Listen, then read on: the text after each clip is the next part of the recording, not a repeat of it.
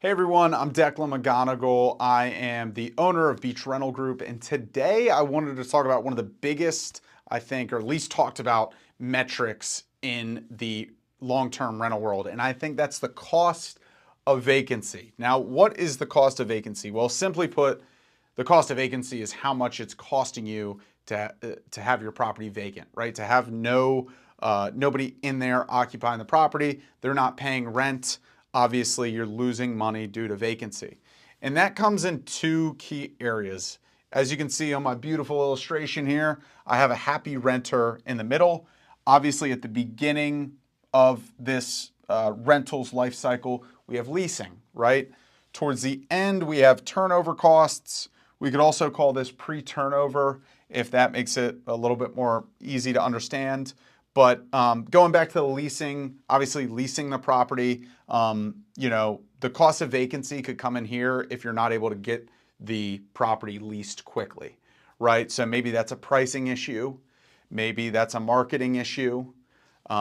Maybe the home condition or just the updates in the home aren't up to par with what it should be for the market that you're in, right? All those sort of factors, if you get them wrong or don't do them properly, is going to lead to a high cost of vacancy during the leasing process. Now, on the other side of this, as I mentioned, we have turnover costs. And, there's two ways to think about this. One is that you have the turnover costs of obviously the tenant moving out. There's going to be vacancy associated with that because there's typically repairs that you have to do. Now, the cost of vacancy doesn't even include the cost of repairs, so that's something to consider. But what I'm really talking about here on the back end is the cost of when a tenant moves out, the time it takes, and the cost of that to get it released. And I think these two factors, what I'm going to show you in a second, are if you can find a property manager that gets them right, they will cover their cost of management by getting these two things correct. It's very hard to do, but great management companies do really well here, and this will absolutely cover the cost of property management if they can do it successfully. Now, to hop to the other side of my example. So here, just to go through this top portion, I just have a random example of a property at $1,500 a month, right? If we're looking at the cost of vacancy, let's say it goes month one, $1,500, June 2nd comes around, that's 2 months. July 3rd or July 1st comes around, that's 3 months. If it sits empty for 3 months and we believe it's going to rent at $1,500 a month, that is a cost of vacancy equal to $4,500. That's pretty easy math to understand.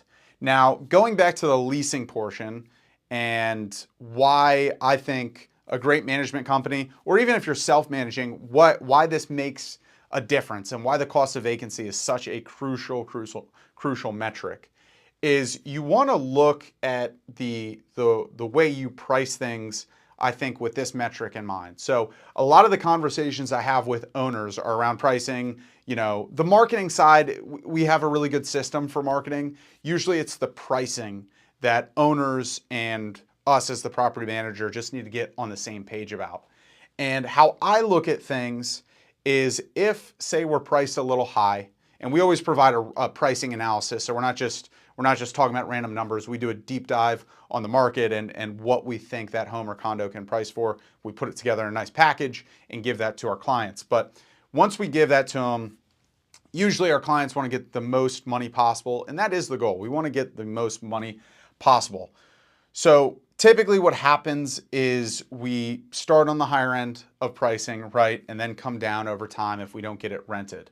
The potential issue with that, if you are priced too high, and I don't want to get into too many of the details here, but if you are priced too high, you can go months, weeks to months without being rented. So a normal conversation that I have with owners and our team is, hey, we're debating whether or not to go at $1,600 a month or $1,500 a month.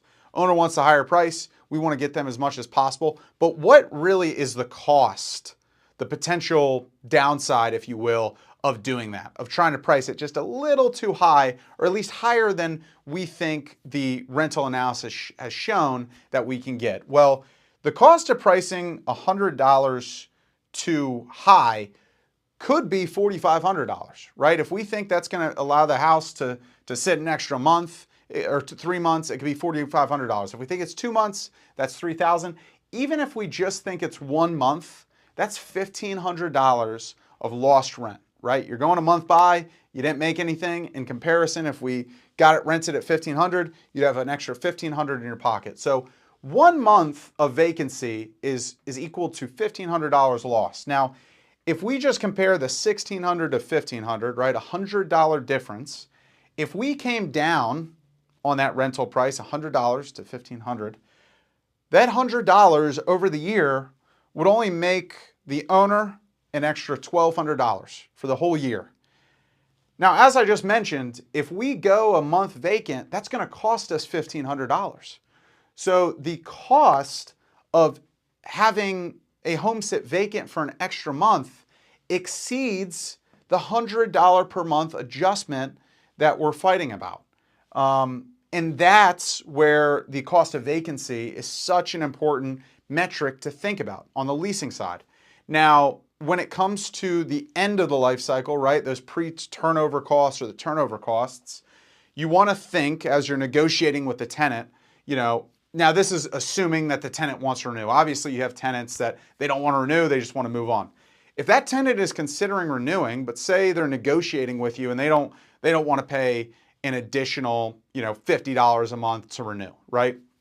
I would really sit there and consider the market, right? Get an analysis from us. We do a renewal analysis just like we do a leasing analysis for our owners. Do an analysis of the market and really ask yourself, is that $50 increase going to make me more money putting it on the market and going through the turnover costs and the leasing process? Is that $50, is it going to be exceeded by the cost of vacancy? Okay? If it is, I would simply go back to that tenant and agree to renew them at the same rate that they were previously. Because again, the cost of putting it out back there on the market, it's probably going to sit 30 plus days. You're probably going to have significant costs when it comes to repairs. All of that is going to exceed the $50 or the $600 a year that you're trying to get the tenant to renew at.